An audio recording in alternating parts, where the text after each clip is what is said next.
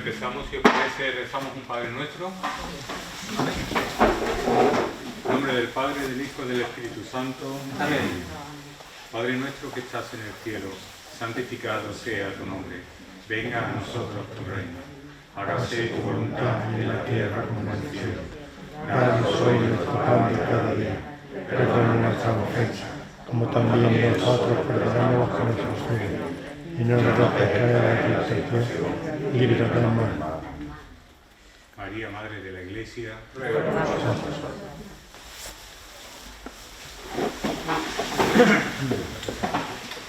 ¿Qué? Me di algo, ¿no? Me hace ilusión. Bueno, hoy la charla nos da Álvaro Pereira. Él es profesor de Biblia, ¿vale?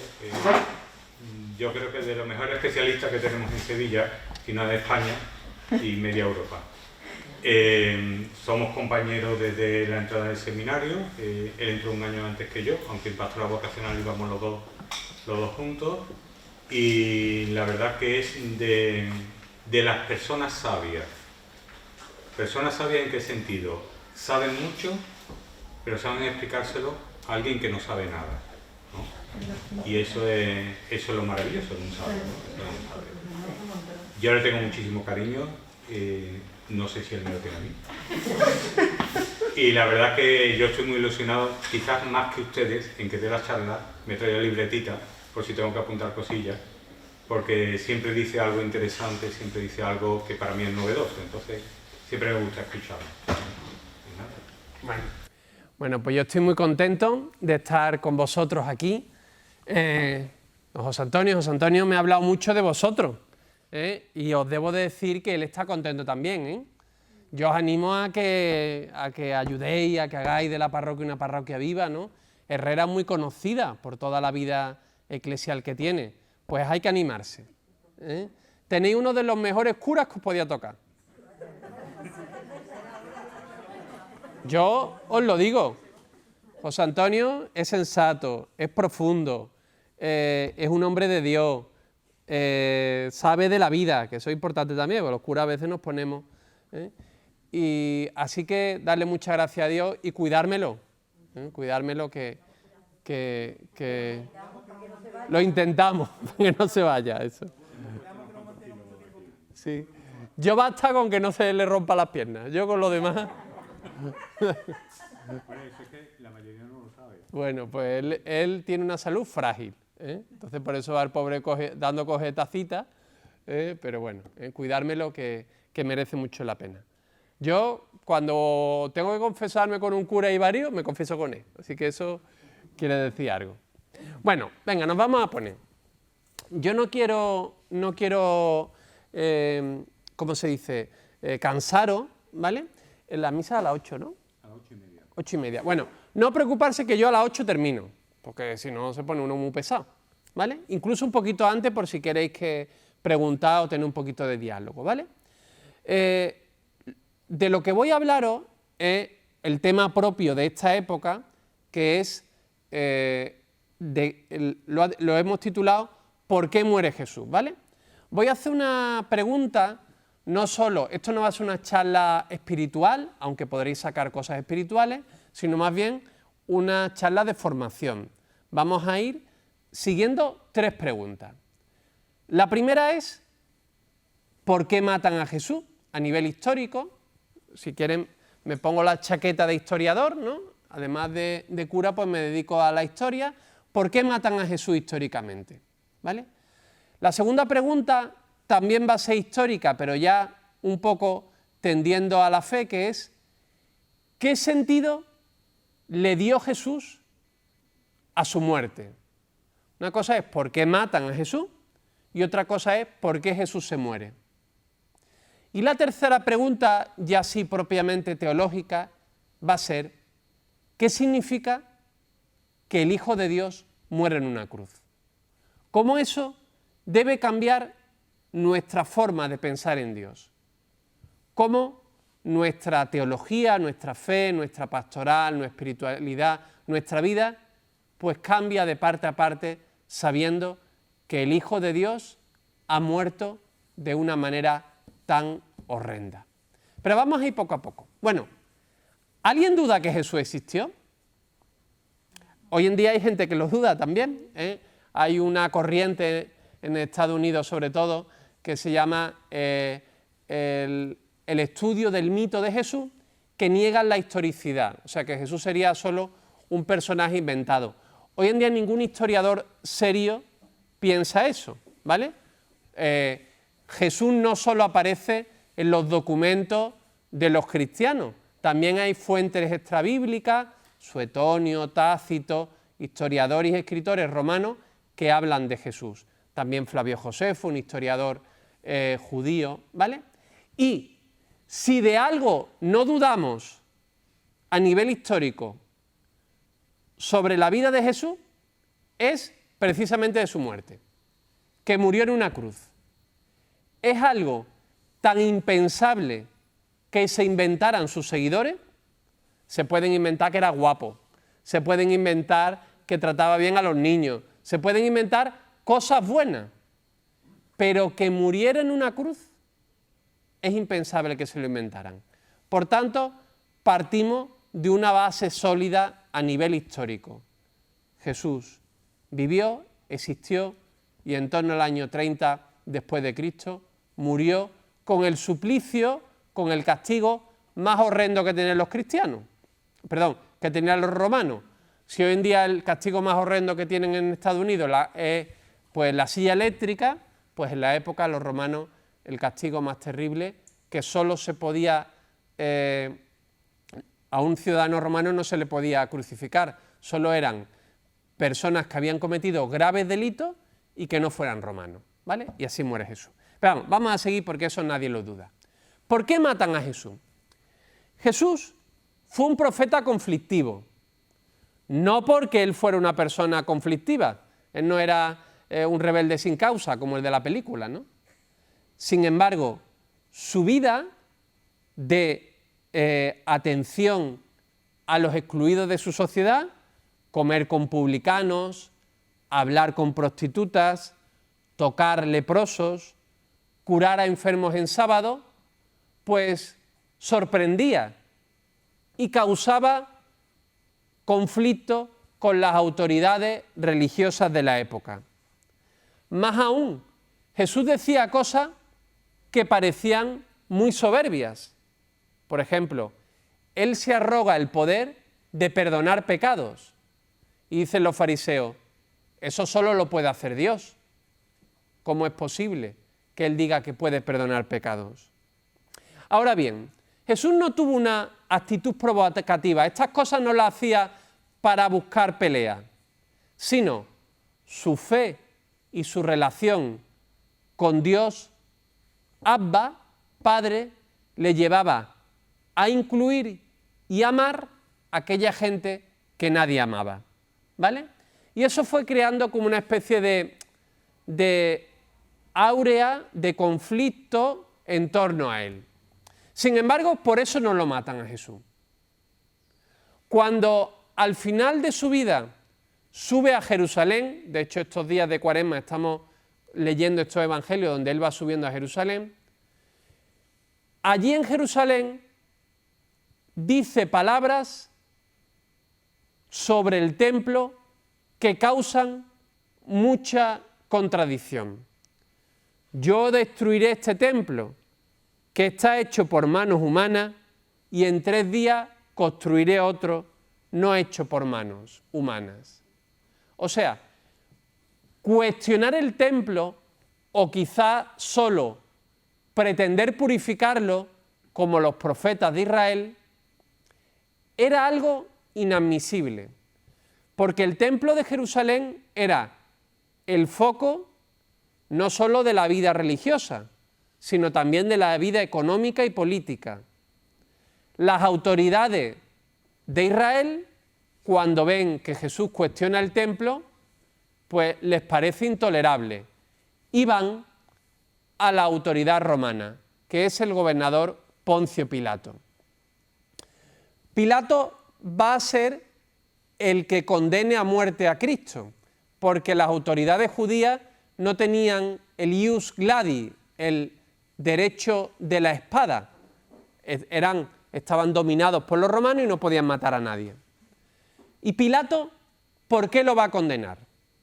Pues a nivel jurídico, los romanos tenían mucho apego a su derecho, lo van a matar porque se arroga el título de rey. De hecho, lo veis en los INRI, ¿no? Jesús Nazareno, rey de los judíos.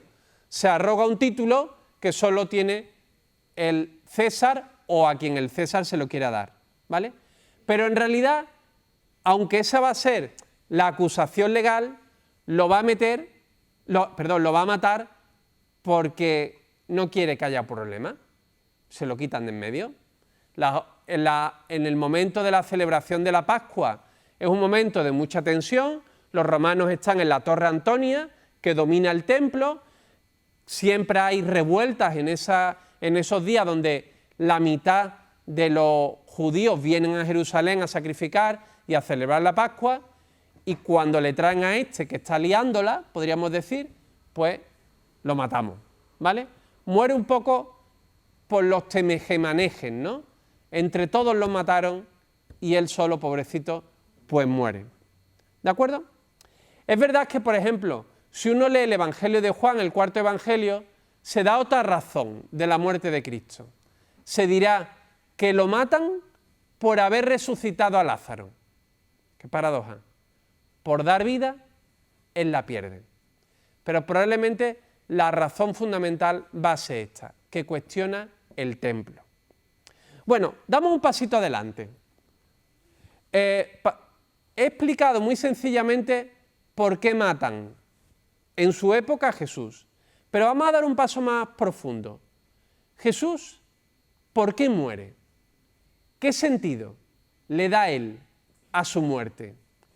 No sé si habéis visto una película que cuando salió pues fue muy escandalosa y que los cristianos no iban a verla porque era blasfema, que se llama La vida de Brian.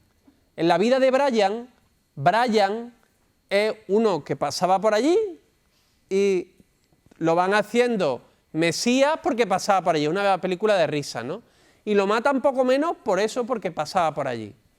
A Jesús lo matan porque pasaba por allí, sin él querer, o él sabía lo que iba a enfrentar cuando subía a Jerusalén. Bueno, pues verán, los evangelistas, que no hacen crónicas históricas, los 4 evangelios no son crónicas históricas, son, siempre además ha sido mucho más listo que yo con las manos y con los ordenadores. Jesús, dicen los evangelistas, porque los evangelios ya decía que no son crónicas históricas, sino una lectura de fe de lo que pasó, pues dicen los evangelistas que Jesús muere según el plan divino, el designio de Dios. Vale, de acuerdo, ahí volveremos después. Pero nos queremos preguntar, con ojos de historiador, si podemos desentrañar qué sentido le pudo dar Jesús a lo que estaba pasando. Bueno, él pudo haber huido. De hecho, en el Evangelio de Juan, en el capítulo 7, donde supongo que sabéis que en los 3 evangelios sinópticos, Marcos, Mateo y Lucas, nos cuentan un año en la vida de Jesús. Desde que empieza en Galilea, con Juan, empieza en el Jordán con Juan el Bautista, va a Galilea, predica y al final sube a Jerusalén y allí muere y resucita. Mientras que en el Evangelio de Juan no nos cuentan un año, sino 3 años. Hay 3 subidas y bajadas a Jerusalén para celebrar la Pascua. Y en una de esas ya lo buscan para matarlo, pero él se escapa. O sea que él pudo haberse escapado. Sin embargo, vemos que en Marcos, Mateo y Lucas, por 3 veces va anunciando que lo van a matar. Son los anuncios de la pasión. Mirad que el Hijo del Hombre va a ser entregado en manos de los pecadores, lo azotarán, lo matarán y al tercer día resucitará, ¿no? esos anuncios de la pasión invitan a pensar que él va sabiendo. De hecho, tiene un texto muy bonito, lo leo, ¿vale? Lucas 13:34. Jerusalén, Jerusalén, que matas a los profetas y apedreas a los que se te envían.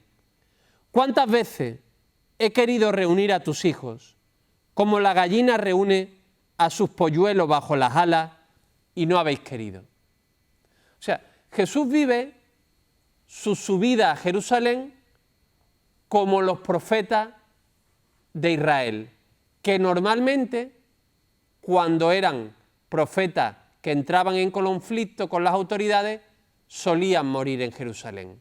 O sea, que había como antecedente. Como yo vaya allí, me va a pasar como mis antecesores. De hecho, él contará esa parábola de los viñadores homicidas, que la hemos leído hace una semana, ¿no? Donde el dueño de la viña pues arrenda su viña a unos labradores y va enviando a sus siervos para que cobren la renta, y los van matando para quedarse con la renta. Entonces dice el dueño de la viña: voy a enviar a mi hijo, que a ese lo respetarán. Y los otros dicen: lo matamos y así ya nos quedamos con la herencia. Pues al contar esta parábola Jesús prevé lo que puede pasar. Más aún, usa dos imágenes, dos metáforas muy sugerentes, que son la del cáliz y la del bautismo. La del cáliz dice: tengo que beber una copa. Esa copa, si leemos el Antiguo Testamento, aunque el cáliz para nosotros es una cosa bonita y santa, ¿no? Pero en el Antiguo Testamento la copa era el cáliz del furor de Dios, donde estaba todo el veneno, todo el mal del mundo. Y al beberse la copa, está queriendo decir que se va a tomar todo el odio del mundo. O el bautismo. Nosotros ahora le echamos un poquito de agüita a la cabeza. Oye, el sábado tuve un bautizo y el niño me movió la cabeza y le eché todo el agua en el oído. Por poco se lo perforo, vamos. Ay, Dios mío, qué lástima. Los padres no se dieron cuenta, el niño lloraba. Y digo: ay, Dios mío, si le hubiera dado un pellizco no lloraba tanto. Bueno, pues ahora le echamos un poquito de agua, pero el bautizo originariamente era una inmersión, como signo de la muerte, o sea, de ahogar a la persona y resurgir, resucitar a la vida nueva. Un bautismo tengo que sufrir, ¿vale? Son imágenes que hablan de que él prevé la muerte. Pero damos un pasito más. Cuando llegan a Jerusalén, él celebra una cena de despedida. Según Marcos, Mateo y Lucas, es una cena pascual. Él sube a Jerusalén en torno a la fiesta de Pascua y celebra en el cenáculo, ¿verdad? Por eso el Jueves Santo conmemoramos la última cena, que sería una cena pascual, con el cordero, las hierbas amargas, ¿vale? En cambio, en el Evangelio de Juan no es una cena pascual, sino que es previo, 2 o 3 días antes, sería una cena de despedida. ¿Por qué? Porque en el Evangelio de Juan Jesús muere a la hora que mueren los corderos que matan, que sacrifican para la cena pascual, con lo cual en la cena pascual ya estaría muerto. ¿Me he explicado? ¿Vale? Bueno, aunque haya disparidades e incoherencias entre los evangelios, Jesús en todos los evangelios celebra una cena de despedida. Y en esa cena de despedida dice unas palabras y hace unos gestos. Tomad, este es mi cuerpo, esta es mi sangre de la alianza, que es derramada por muchos. Y los gestos son partir el pan y repartirlo, y escanciar una copa de vino y que todos beban de él. Estas palabras y estos gestos tienen un significado, que hablan de su entrega próxima. Cuando parte el pan, está significando que su vida se va a partir y repartir. Cuando derrama la copa y la bebe, está hablando de su sangre que va a ser derramada. Por eso podemos decir que si en la cruz a Jesús lo matan, en la última cena Jesús se muere. Él entrega la vida antes que se la quiten.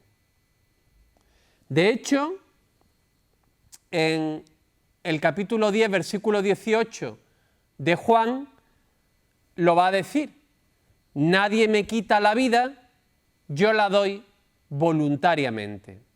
O sea, la última cena es el momento de máxima conciencia, cuando todavía no la han pegado, todavía no podíamos decir, claro, es que ya cuando estaba sin conciencia y pobrecito, que le habían pegado, ¿qué iba a decir? No, no. Antes que empiece todo, Él da la vida. Vale, seguimos. Fijaos, en la tradición bíblica hay un motivo teológico que se repite mucho, que es la alianza. En el Sinaí, cuando Moisés saca al pueblo de Egipto, hacen una alianza Dios y el pueblo a través de Moisés. Una alianza que consiste en que Dios va a proteger al pueblo y va a cuidar de él y le va a dar una tierra, la tierra prometida que emana leche y miel, y a su vez el pueblo va a ser fiel a la Torá, a la ley, que se sintetiza en el Decálogo, en los 10 mandamientos. Hay una alianza, un pacto entre Dios y el pueblo elegido. Y el pueblo de Israel se siente como muy orgulloso porque Dios ha hecho un pacto con ellos y no con los otros pueblos. Este motivo de la alianza, para hacerlo en el Sinaí, pues es un poco, a nosotros nos parece un poco asqueroso, pero bueno, lo hacen matando unos corderos y ahora con la sangre de los corderos rocían al pueblo. En el fondo, fijaos, los muchachos todavía esto de la alianza y la sangre es una cosa unida en todas las culturas. Los chavales adolescentes, vamos a hacer un pacto de amistad. Cogen una agujita y se hacen la sangre los dos juntitos, ¿no? Ya nuestras sangres están unidas, ¿no? Pues la alianza se sella con un pacto de sangre, ¿vale? Dios va a cumplir, pero el pueblo no, porque van a ser testarudos, rebeldes. Ya en el desierto, justo abajo del Sinaí, van a caer en el becerro de oro, ¿vale? Y muchas veces. Por eso, Dios, a través del profeta Jeremías, les promete una nueva alianza, ya no escrita en tablas de piedra, sino en los corazones, ¿vale?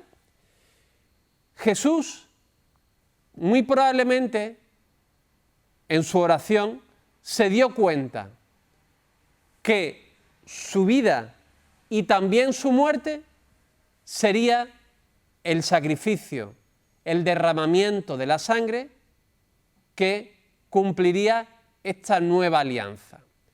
Por eso, en las palabras sobre el cáliz, que repite siempre vuestro párroco, ¿no? Tomad y bebed, esta es mi sangre, sangre de la nueva y eterna alianza, derramada por vosotros, ¿no? O sea, la idea es que para que haya alianza, tiene que haber derramamiento de sangre. Y esta alianza, como es la irrevocable, Dios va a ser siempre amigo nuestro, no hace falta, es decir, no va a haber el sacrificio de animales, sino el del propio Hijo de Dios. Por eso sabemos que ahí no va a haber ruptura. A propósito de eso, como veo algunos matrimonios, fijaos, cuando una pareja se casa, hace una alianza. De hecho, los anillos que tenéis se llama alianza, ¿vale? Vosotros que sois gente de iglesia, ¿no? Porque estáis aquí escuchándome a este petardo de cura, ¿no?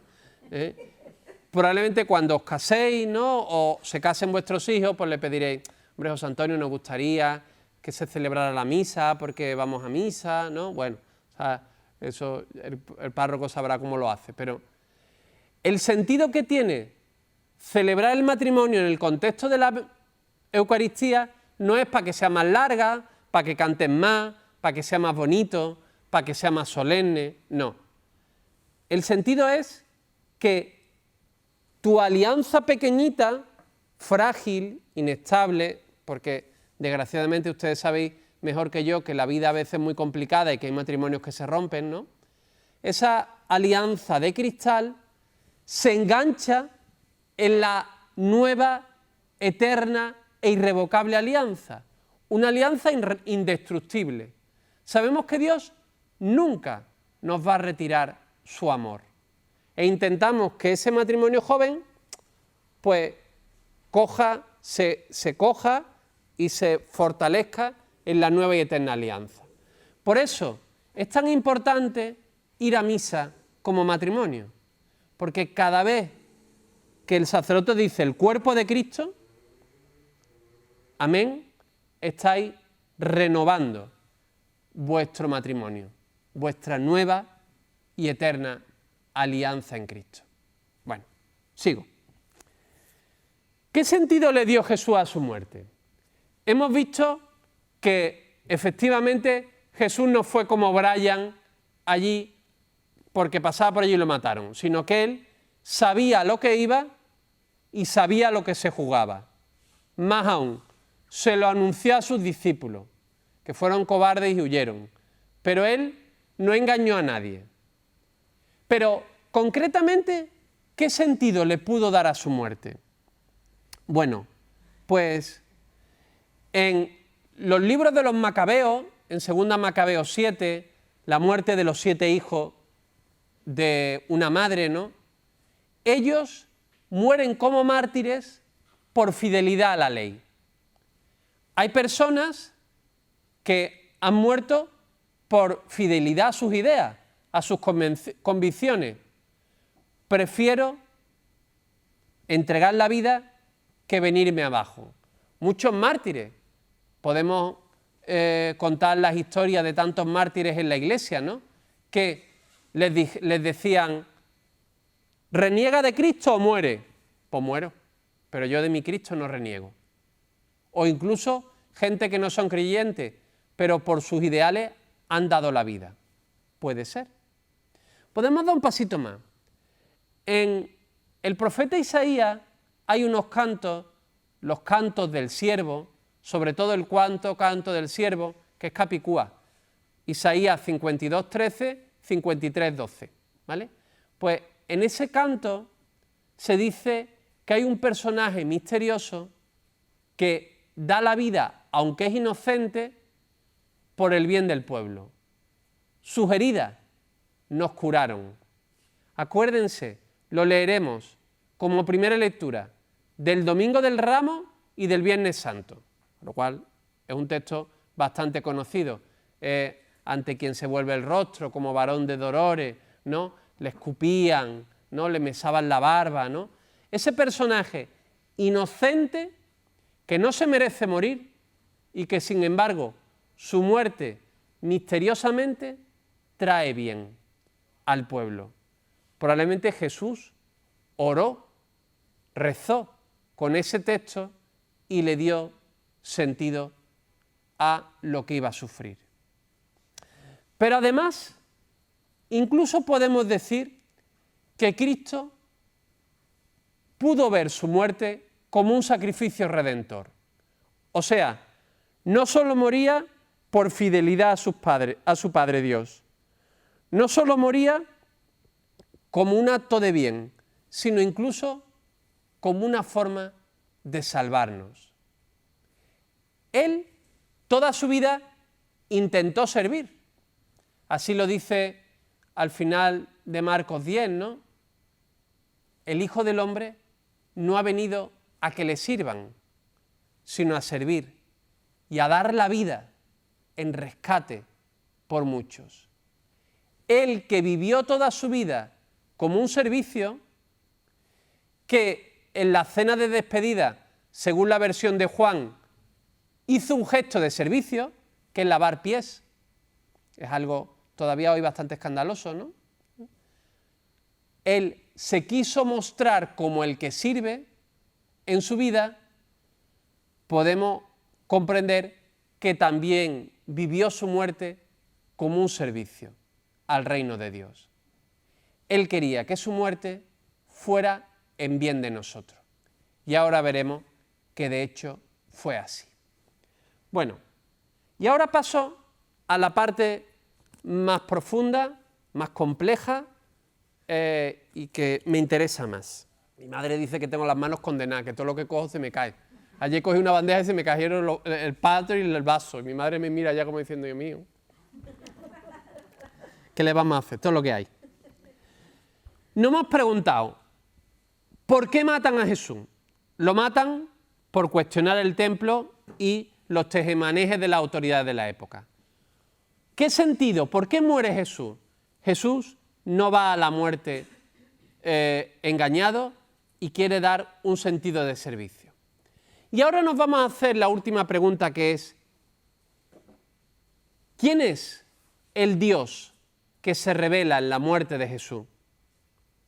¿Qué rostro de Dios vemos en la cruz? Verán, esta pregunta ya es típicamente teológica. Me quito la chaqueta de historiador y me la pongo de sacerdote y teólogo. Para ello requerimos fe. Se requiere aceptar que Jesús no solo fue un hombre bueno, el hombre más bueno de la historia. Su muerte no solo fue como la muerte de Sócrates, un gran filósofo que murió por fidelidad a sus ideas, o tantas personas de bien, humanas, que dieron su vida. Esta pregunta parte de la creencia, la convicción, de que el que muere en la cruz no es solo es verdadero hombre, sino también es verdadero Dios. ¿Qué significa que el Hijo de Dios sea crucificado? Guste el drama de la muerte como cualquiera de nosotros. En primer lugar, el crucificado revela un nuevo rostro de Dios. Verán, ya os decía que vosotros debéis ser gente muy buena para haber subido la cuesta y haber venido a escucharme con la tarde que hay.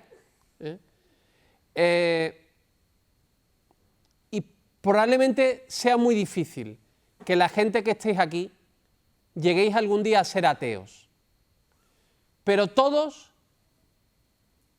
el pater, le decían sus jóvenes, y yo, sí que tenemos una tentación, no la del ateísmo, sino la de la idolatría. Y no me estoy refiriendo a los pasos de Semana Santa, no. A la idolatría me refiero a que a veces podemos creer en un Dios que no es el Dios de verdad. ¿Nos ha pasado que habéis tenido un amigo o una amiga que hace algo que os sorprende, para bien o para mal? Dice, yo es que tenía un velo puesto, yo creía que tú eras de otra manera. Me has impresionado o me has decepcionado. Teníamos una imagen del otro, una careta del otro, que no era la realidad. ¿Sí? Pues nosotros podemos también, aunque vayamos a misa, aunque recemos, creer en un Dios que no es el Dios de Jesucristo, sino es el Dios de la religiosidad natural, un Dios pues que se parece poco al Dios que nos revela Jesús en su Evangelio.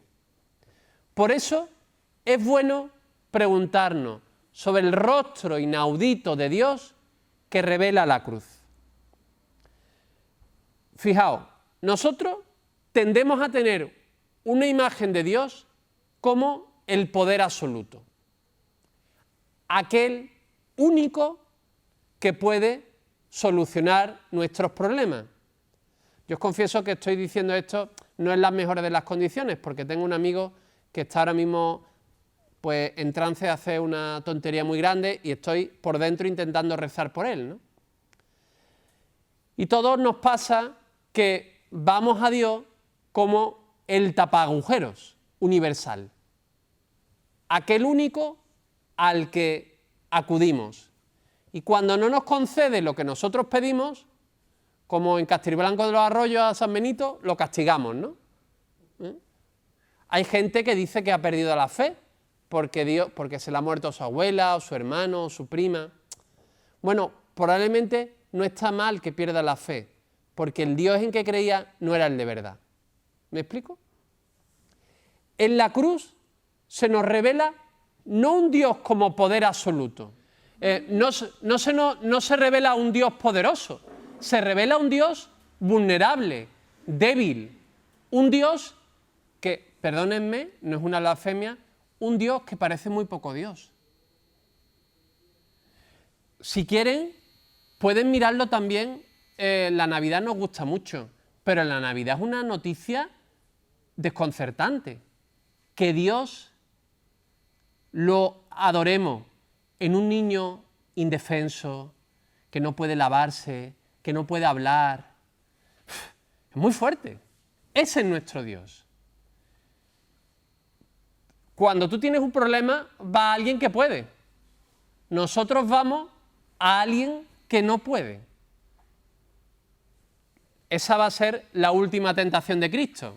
No la de Martin Scorsese, sino esa que le dicen cuando está ya crucificado. Si eres hijo de Dios, bájate de ahí para que te creamos. Y creeremos en ti.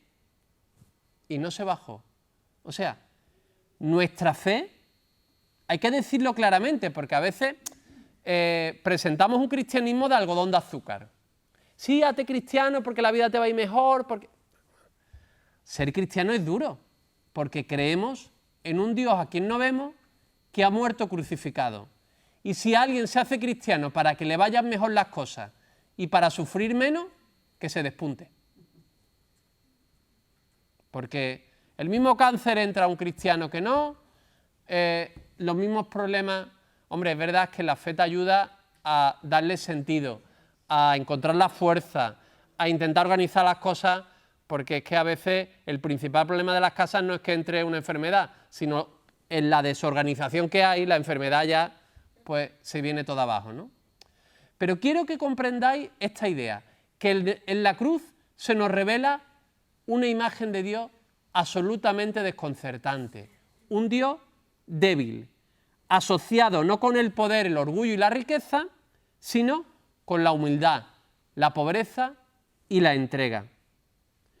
Un Dios que revela su soberanía no en autoafirmarse, aquí estoy yo, perdón, sino en dar, donarlo todo, hasta dar su vida. Es un Dios desconcertante. Aquí hay pues unas 40 o 50 personas y presumo que algunos habéis tenido alguna situación dura en la que tenéis un conflicto con alguien. Desgraciadamente, Dios no lo quiera, pero en todas las casas hay un disgusto con un hermano, con un primo, con un vecino, ¿vale? Bueno, pues Jesús da la vida no por los que se lo merecen, sino por las criaturas hostiles, por sus enemigos. Así dice uno de los dichos de Jesús en la cruz del Evangelio de Juan: Padre, perdónalo porque no saben lo que hacen. O sea, Jesús nos invita a un perdón desconcertante, no porque el otro se merezca que lo perdone y te reconcilies con él, sino porque así lo hizo Jesús. Y este Dios que manifiesta su poder en la ausencia de poder está, por un lado, mucho más cerca de la gente que no tiene poder. Yo, por supuesto no estoy hablando de izquierda ni derecha, que nadie me interprete en ese sentido, pero yo he trabajado hace tiempo con personas sin hogar. De hecho, este pobre hombre era una persona que vive en la calle también. Y a mí me ha sorprendido cómo muchas personas sin hogar que no tienen absolutamente nada y que solo tienen problemas, adicciones y enfermedades mentales, muchas de ellas, otras no, pero muchas de ellas cuando tienen fe, tienen una fe muy pura, porque se dan cuenta que como están solos, solo hay alguien que puede estar con ellos, que es Dios. ¿Comprendéis? De hecho, este hombre se ha despedido de mí, ¿no? Se iba a suicidar, me ha dicho: Álvaro, voy a ver a mi padre y al tuyo, mi padre se murió, voy a ver a mi padre y a tu padre Tomás, y voy a ver a tu Dios, ojalá que me perdone por lo que voy a hacer. O sea, él, gracias a Dios llega a la policía y no pasa nada, pero él tiene la conciencia, como muchas personas de la calle, como mucha gente que está en las últimas, que este Dios que muere en una cruz no es lejano a ellos. ¿Comprendéis? Porque si nuestro Dios se hubiera revelado solo con los guapos, ricos y famosos, todos los que no somos guapos, ricos y famosos diríamos: pues no tenemos nada que ver con Dios. Pero nuestro Dios se ha revelado allá donde están los últimos. Y claro, esto es buena noticia para los que están muy mal, pero es también mensaje crítico para los que estamos lejos de los que están mal. ¿Me estoy explicando? O sea, que ¿a dónde voy yo? Vuestro cura, ya os digo que es una buena persona. Pero a veces los curas, empezando por mí, también tenemos nuestro orgullito y nos gusta, pues, ¿sabes? Uy, me han dicho y me pongo como un pavito real, ¿no? Uy, ¿qué me han dicho? Hoy, por ejemplo, me han llamado de una universidad para que diera unas clases, no voy a ir porque ya no puedo más, pero oye, que la vanidad a todo el mundo le toca, ¿no? Y mirando a mi Señor en la cruz digo: tonto soy. ¿Comprendéis? Esta imagen del Dios crucificado es muy provocativa y nos desarma totalmente. ¿A dónde yo voy afanándome tanto por esta tontería viendo a mi Señor en la cruz? Además, la cruz no solo revela una imagen desconcertante de Dios, sino también revela una imagen desconcertante de ser humano. Porque el ser humano que nace de la cruz no es, decían los filósofos, ¿no?, una subsistencia en sí, es decir, no es un ser egoísta llamado a autoafirmarse y luchar contra el otro. Como decía el filósofo Sartre, el otro es un infierno para mí, ¿no?, porque yo compito con el otro por ser querido, por el honor, por el dinero, sino la imagen que aparece de ser humano en la cruz es un ser creado a imagen de Dios que se realiza más cuanto más se da, que se encuentra más cuanto más se entrega por amor, que mientras más pierde, más gana. No sé, estoy como un poco conmovido y quizás me estoy poniendo un poco espiritual, pero mire, yo hasta que murió mi padre creía que la vida era acumular. Válgame Dios, no creeros que yo tengo mi dinerito, pero acumular conocimiento. Yo he estudiado mucho, él lo sabe, ¿no? Conocimiento es una cosa. Acumular relaciones, hacer amigos, acumular experiencias, ir a sitios, ¿no? Irse llenando. Cuando murió mi padre, comencé a darme cuenta que la vida es lo contrario. La vida es aprender a renunciar. Aprender que mi padre se tenía que ir. Aprender que hay muchas cosas que no necesito tanto. Aprender que no tengo que estar tan apegado a mi imagen ni a que piensen bien de mí. Eso es. Aprender a desapegarse para ser más libre. Y mientras más te das, más te encuentras, más eres tú, más libre te sientes, como el crucificado. Fijaos, cuando Cristo, flagelado, ya pues hecho polvo, desnudo, le habían puesto el manto y eso, lo presentan en el pretorio y dice Pilato: «Ecce homo, he aquí el hombre». Es muy paradójico, porque era una birria de hombre. Era un hombre cautivo, ¿no? Cautivo. Era un hombre desnudo, era un hombre sin poder. Y sin embargo ahí vemos la auténtica humanidad, la humanidad más madura, más perfecta, si quieren más feliz.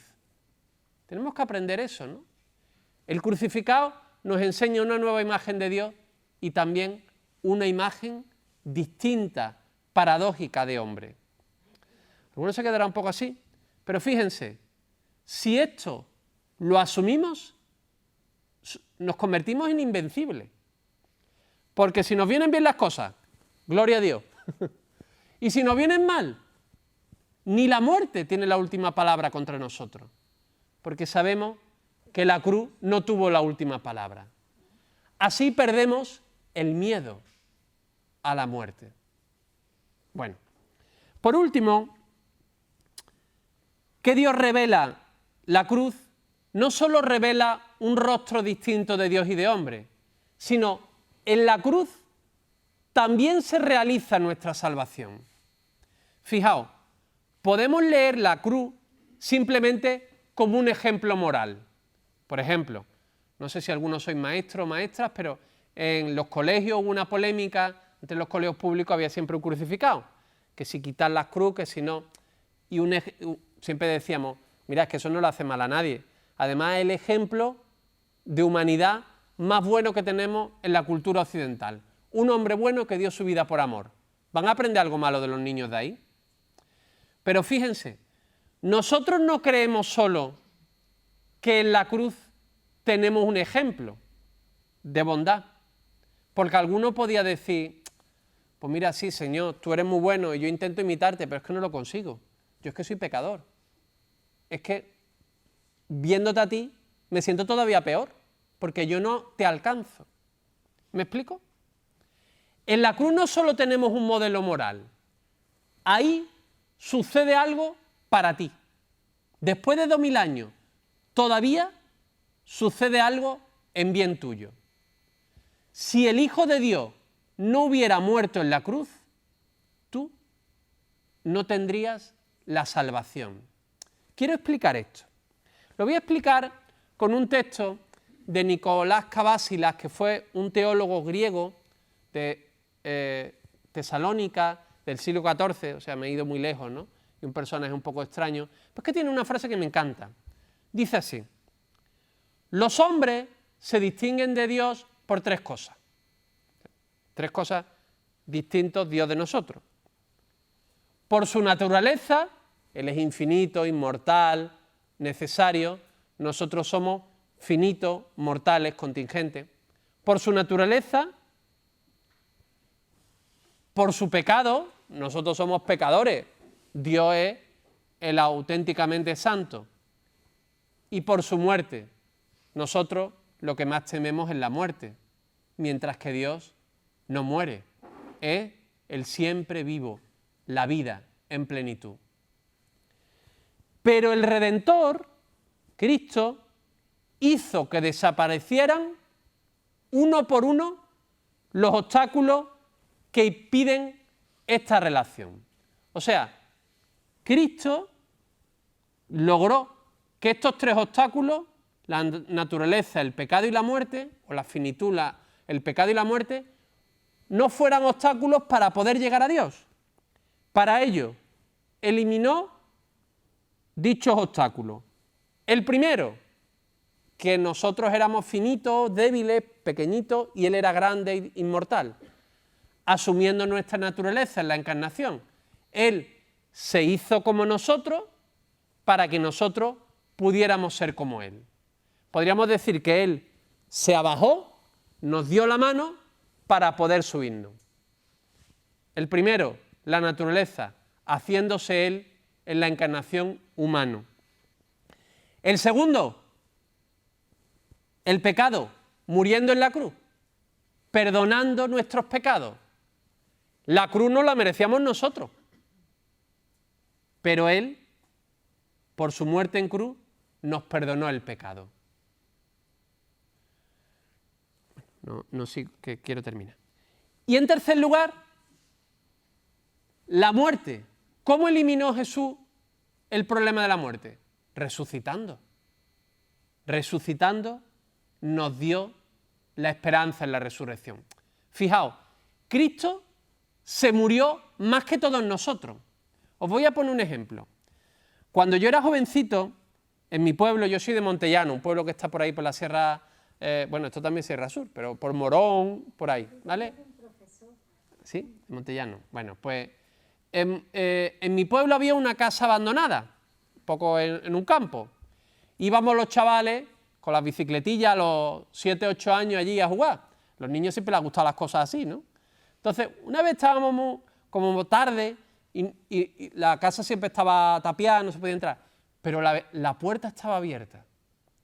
Éramos como 4 o 5 y entonces todos queríamos entrar, teníamos móviles, no teníamos linterna, pero ninguno quería ser primero, lógicamente. Hasta uno, más valiente que yo, pues se metió. Y fue un momento trágico, no sale, pero dio un paseíto y salió. No pasa nada, podemos entrar, todo el mundo dentro, ¿no? Pues Cristo ha ido a la muerte, a la puerta oscura, así. Nosotros, cuando vamos a la muerte, vamos con la confianza en la resurrección. Yo tengo una prima que yo quiero mucho, que murió con 50 años de cáncer en Madrid, y cuando fui a visitarla para despedirme de ella, porque no sabía cuándo se iba a morir, ya después fui a su entierro. Ella era era profesora en los salesianos. Entonces me dijo una frase, mi padre también estudió en los salesianos, ¿verdad?, que conocemos mucho a San Juan Bosco, y entonces San Juan Bosco le dijo a sus muchachos cuando se estaba muriendo: muchachos, os espero en el paraíso. Sé bueno para venir al paraíso. Os espero en el paraíso.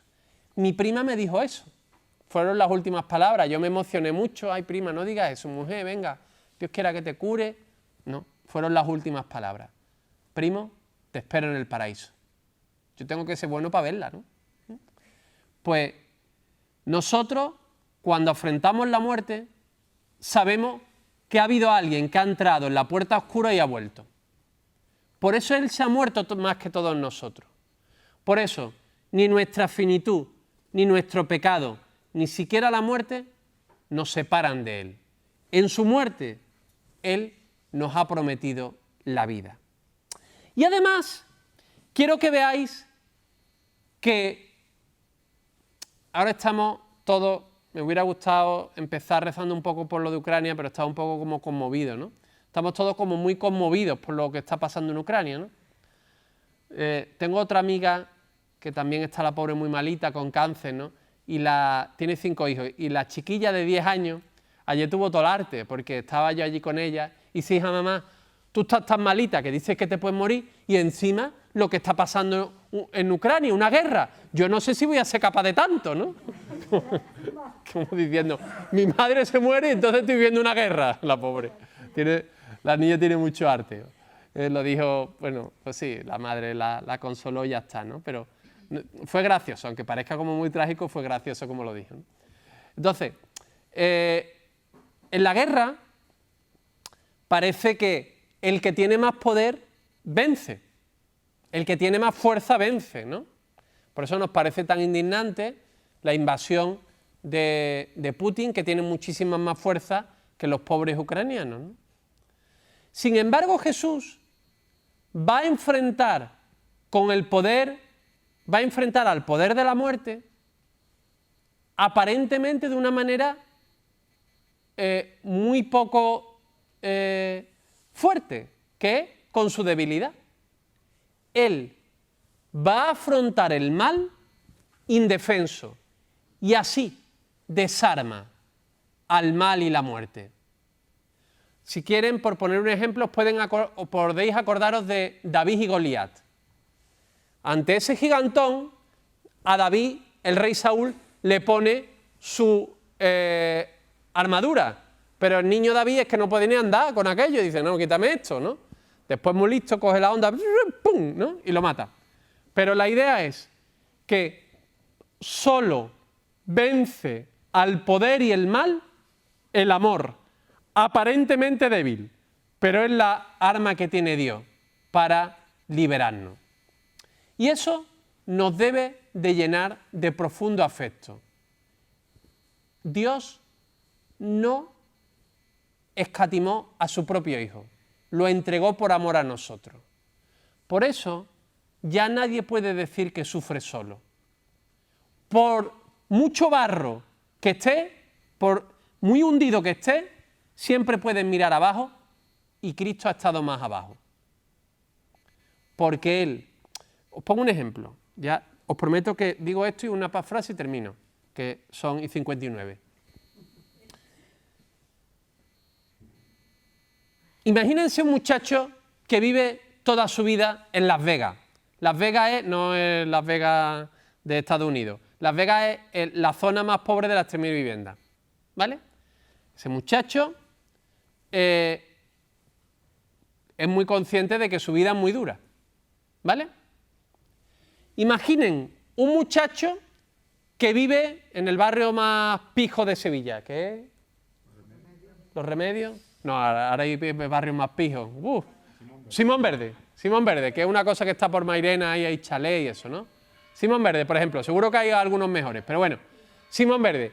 Y al niño ese lo traen a vivir a Las Vegas. El niño ese se sentiría más desgraciado porque ha conocido otra vida.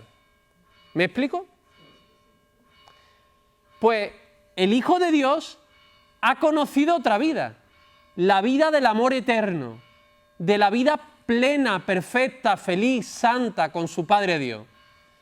Y le ha dicho, Padre, yo voy a Las Vegas, por amor a ti y por amor a nuestras criaturas rebeldes. O sea, que su muerte fue más trágica no porque sufriera más que nosotros. Ha habido torturas chinas que han sido peores que la cruz. O sea, Cristo no nos salva porque ha sufrido más que nadie, sino porque es el Hijo de Dios, que ha amado más que nadie y que ha venido del cielo para que nosotros podamos ir al cielo. ¿Me explico? Termino con una frase de San Hilario de Poitiers que me gusta mucho. El Hijo de Dios está en el infierno para que el hombre sea elevado al cielo. Tu Señor Jesús ha bajado al lugar más terrible, el infierno, para que tú puedas alcanzar los altares del cielo. Pues díganme si no tenemos para celebrar la Semana Santa y para tener esperanza en la fe que nos salva. Pues ya está. No. ¿Alguna pregunta, algo que no ha quedado claro? 5 minutitos. Muchas gracias. Yo sé que usted se ha venido arriba. Yo se lo agradezco mucho. De verdad, me encanta y me siento súper honrado. Porque yo sé que le ha salido de corazón. Yo se lo agradezco. De hecho, es como si me diera una caricia. Pero los 5 minutos, si hay algo que no ha quedado claro, algo que queréis preguntar, algo de lo que no estéis de acuerdo. Jesús, desde que nace, no sabe lo que le va a pasar, no sabe que es Hijo de Dios, va descubriéndolo poco a poco. ¿Nos lo tenemos que aplicar nosotros a...? Esa pregunta es una gran pregunta, que llevan los teólogos 2000 años intentando la pregunta responder, y yo le voy a responder con mucha humildad en 2 minutos, ¿vale? Pero sin extenderme. Por un lado, tenemos que salvar que Jesús no es como nosotros, porque es el Hijo de Dios, no solo Hijo del hombre, ¿vale? Entonces, es muy probable, muy posible, que su grado de conocimiento de Dios, Jesús no tiene fe, tiene conocimiento. Él tiene una relación de intimidad total con el Padre, ¿vale? Pero si eso nos lleva a pensar que Él es menos hombre, entonces tenemos que cuestionarnos.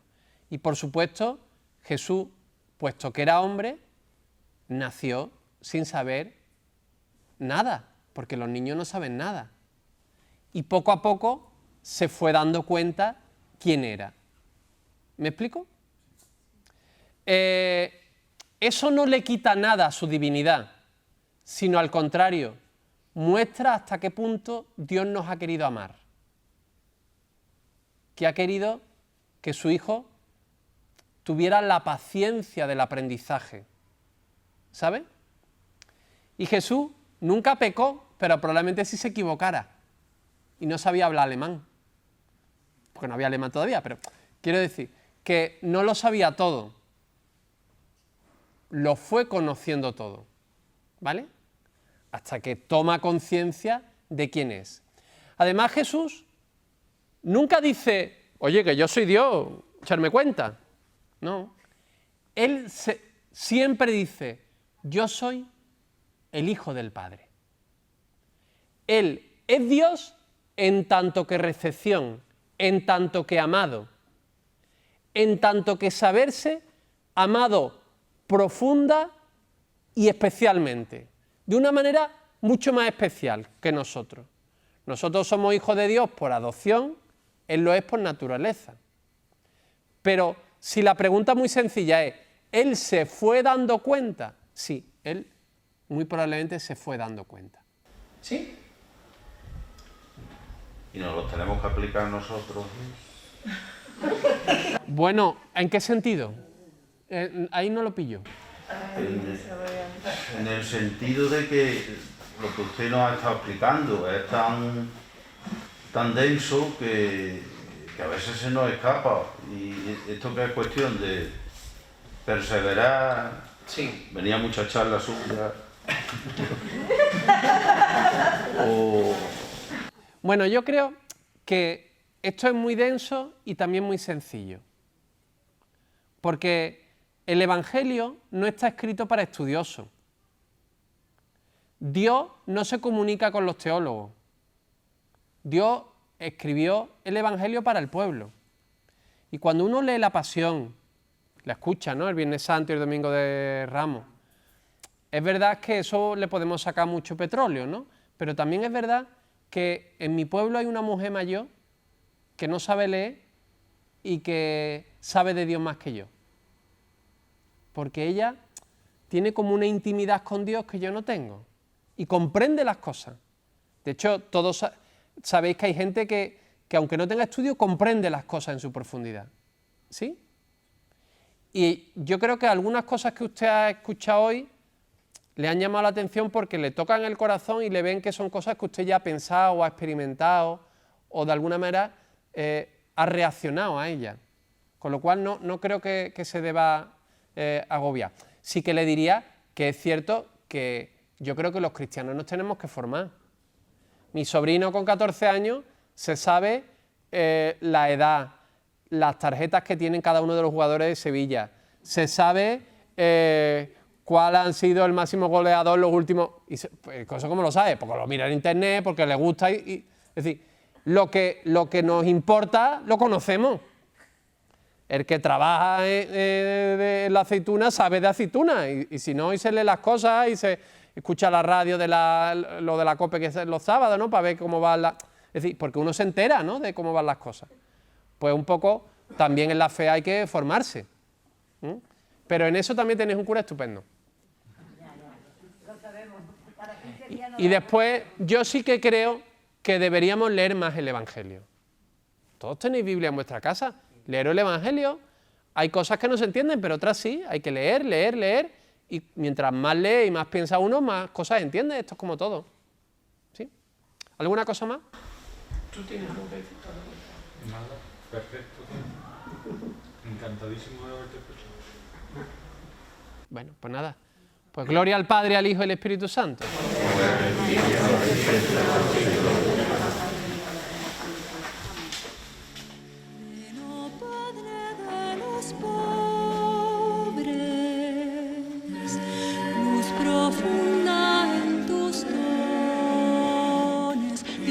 Espléndido, no hay consuelo